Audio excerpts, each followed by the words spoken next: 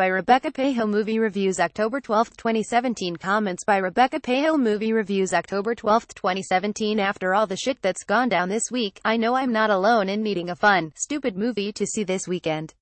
Something high energy and schlocky that, and this is key, has nothing to do with Harvey Weinstein and his grabby hands and his smelly ween.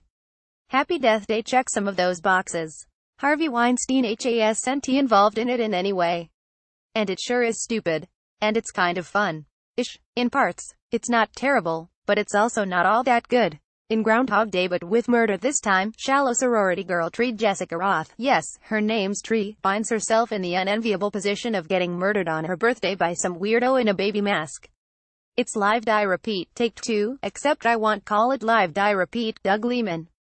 I don't care what you say, the movie's name is Edge of Tomorrow, as each death resets her back to the beginning of her birthday.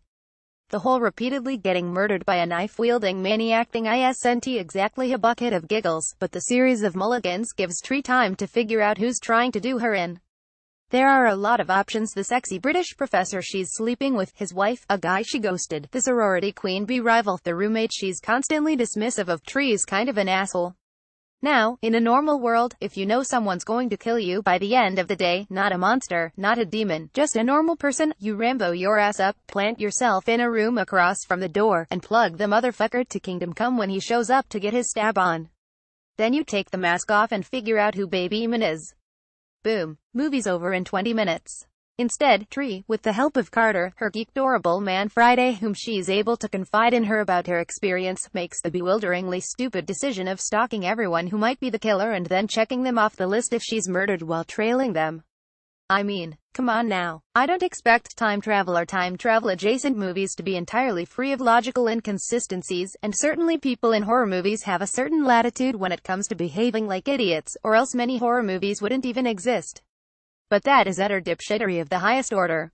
Especially once it's established that Tree keeps her death wounds from life to life, not in their og blood and guts forms, but enough that it's clear that if she dies too many times, that's it, game over.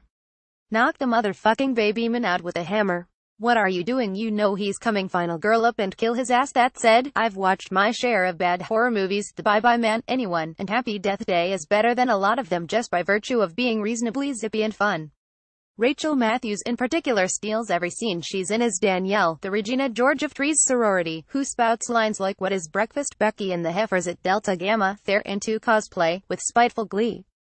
But the zingers aren't zingy enough or frequent enough to rescue Happy Death Day from mediocrity. It's not just that the lead character, who treats people like shit and makes a dumb decision every 30 seconds, is nearly impossible to root for. There's a second act red herring that's utterly interminable. Come on, we know the killer isn't going to be redacted for spoilers, so can we just get on it with it? And there's a bullshit Tree learns to be a better person subplot that's rushed and unbelievable. Granted, the redemption arc such as it is isn't as bad as the one in fellow Groundhog Day Take Off Before I Fall, in which the lead was a heinous, bullying nightmare who never actually did anything to atone for her behavior. But a 10-minute detour into moralistic wait, I've just realized I shouldn't be in asshole territory is clunky and IRL-inducing on its own. Want to see something this weekend that will make you feel good about the world? Watch Professor Marston and the Wonder Women and give Happy Death Day a pass. Get entertainment, celebrity and politics updates via Facebook or Twitter. Buy Pajiba merch at the Pajiba store. Saying goodbye to Halt and Catch Fire. Reddit asks the question, what's an example of a good character ruined by terrible casting? Continue reading after the advertisement.